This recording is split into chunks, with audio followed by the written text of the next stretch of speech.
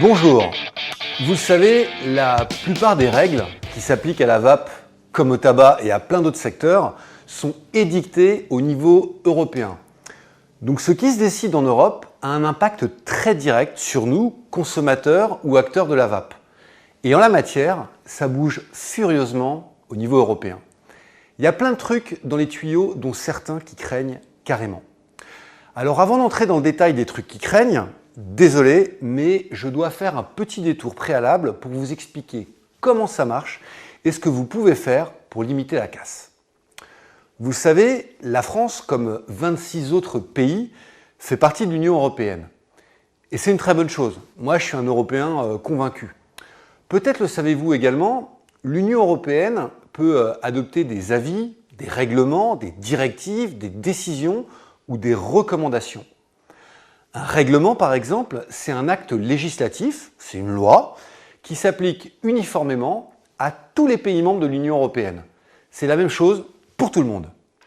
Une décision, c'est une décision prise par la Commission européenne et qui s'adresse à un pays en particulier ou à une entreprise spécifique qui sont obligés de la respecter. Une directive, c'est plus compliqué. C'est aussi un acte législatif, une loi, mais qui fixe de grands objectifs et chaque pays sera chargé d'adopter des lois ou des décrets pour atteindre ces objectifs. C'est ce que l'on appelle la transposition d'une directive. Donc vous avez une directive assez générale qui est adoptée au niveau européen et chaque pays membre dispose d'un certain temps pour transposer cette directive dans son droit national. Ça permet à chaque pays, sur son territoire, d'apporter quelques nuances dans l'application de la directive. C'est clair? Bon. Et ça prend beaucoup de temps de mettre en place une directive, plusieurs années. Il y a énormément d'étapes. C'est d'abord la Commission européenne ou plusieurs États membres qui décident de proposer une directive sur une thématique précise. La Commission se charge ensuite de rédiger cette directive, mais pour le faire, elle doit d'abord consulter des experts, demander des avis, organiser des consultations avec les parties prenantes, etc. Autant d'étapes que les associations, les citoyens, les industriels ou les groupes de pression peuvent mettre à profit pour faire entendre leur voix et exposer leur point de vue. Bref, pour faire du lobbying. Et je dis ça sans aucune connotation négative parce que moi, contrairement à beaucoup de tartuffes, je pense que le lobbying est parfaitement utile et légitime à condition qu'il soit assumé et transparent. Il n'y a pas de démocratie sans lobbying. Quand le texte est prêt, il faut ensuite le faire adopter par le Parlement européen et par le Conseil de l'Union européenne. Et une fois adoptée, la directive doit enfin donc être transposée dans leur législation nationale par les États membres. Tout ça, ça prend des années. OK ? Alors la vape et les produits du vapotage sont soumis à une réglementation qui émane de deux directives européennes. D'abord, la directive tabac, la fameuse TPD pour Tobacco Products Directive, dont la dernière version date de 2014 et qui doit être très prochainement révisée. Très prochainement, ça veut dire d'ici 2024 ou 2025. Ça paraît loin, mais en fait, c'est aujourd'hui que ça se passe. Et cette directive, elle est super importante, car c'est elle qui, par exemple, peut interdire les arômes dans les e-liquides, restreindre, voire interdire la vente en ligne des produits du vapotage, limiter les lieux où l'on peut vapoter tranquille, interdire certains formats de liquide, restreindre le taux de nicotine, classer en catégorie pharmaceutique les produits du vapotage et donc considérablement restreindre ces ventes et mener à la fermeture pure et simple de tous les vape shops et faire perdre un gros chiffre d'affaires aux buralistes qui vendent eux aussi des produits du vapotage.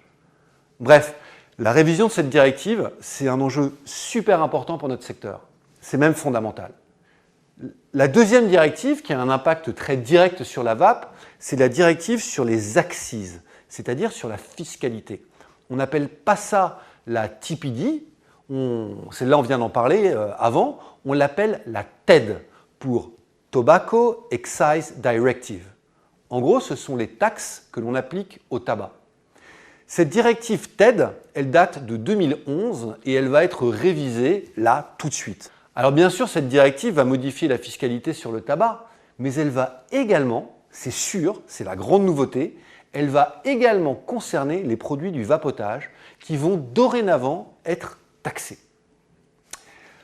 On ne sait pas encore comment et de combien, mais oui les amis, je vous le dis, les produits du vapotage, en plus des taxes qu'ils supportent déjà, comme la TVA par exemple, vont supporter des accises. Alors c'est quoi les accises? Ce sont des taxes très spécifiques qui ont notamment été créées pour compenser les externalités négatives d'un produit ou décourager leur consommation. La clope, par exemple, ça provoque des cancers. Ça coûte très cher en arrêt maladie, en traitements médicaux, etc. Donc on lui applique des accises massives pour compenser ses coûts et décourager les consommateurs. Alors vous me direz, oui mais c'est dégueulasse, parce que la vape, justement, c'est un produit qui permet aux gens de sortir du tabac. C'est l'instrument le plus efficace qu'on ait jamais inventé en termes de santé publique. C'est l'arme anti-tabac par excellence. Et donc il ne faut surtout pas la taxer. Il faudrait même la subventionner. Moi je suis d'accord, mais là-haut, en haut lieu, ils n'entendent pas de cette manière. Et vous avez un paquet d'associations anti-tabac qui militent comme des oufs pour taxer la vape parce qu'ils considèrent que, au contraire, la vape est une porte d'entrée dans le tabagisme et pas une porte de sortie.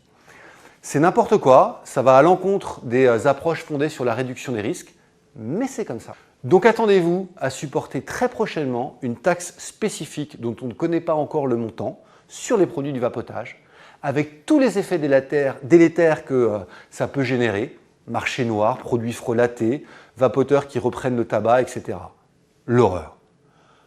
Voilà les amis, c'est fini. Désolé de vous avoir mis le moral dans les chaussettes, mais tant que vous ne vous mobiliserez pas davantage pour la vape, il ne faudra pas vous étonner de subir des réglementations et des taxes toujours plus hostiles au secteur. C'est comme les gens qui se plaignent de leurs dirigeants, qui gueulent contre les politiques, les députés, etc., mais qui non seulement ne vont pas voter, mais en plus ne font rien au quotidien pour que les choses évoluent. À un moment donné, il faut arrêter de se plaindre et il faut agir. Si chacun reste dans une logique purement individualiste, consumériste et ne se préoccupe pas de l'intérêt général, alors on subit au lieu de transformer. Voilà, c'est dit. Mais il n'est jamais trop tard et on y croit encore. Allez déjà sur jesuisvapoteur.org, écrivez à votre député, signez des pétitions, participez aux consultations officielles, engagez-vous dans des associations, mais surtout, engagez-vous. Faites quelque chose. Allez, vive la vape libre. Ciao.